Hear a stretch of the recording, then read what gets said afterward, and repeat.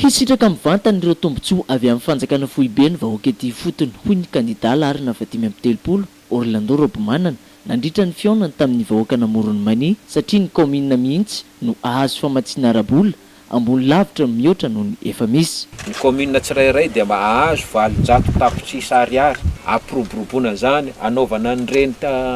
fotodrafitrasa tatatra fanondrahana tanimbary sy tanimboly ireny, anaovana ny lalana amoahana ny vokatra, iahina ny sekoly sy ny fitaovana ny sekoly sy ny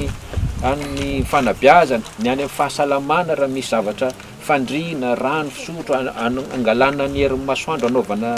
angovo. Aty amin'ny fototra aty ny misy ny vahoaka, aty ny misy ny famokarana, aty ny misy ny vokatra ho ampitomboana, ny tanimbary hoitarina, tanimboly hoitarina, aty ny misy ny vahoaka mila ahina ny fahasalamana, aty ny fanabeazana ny tokony hiainga, aty zany ny tokony hipetrahany vola. Efa nosoratan'ny kandida Larina 530 Orlando Robomanana ao anatin'ny boky Madagasikara vina sy fanantenana avokoa ny paikady rehetra anatotsana ireo vina hitondrany ny firenena.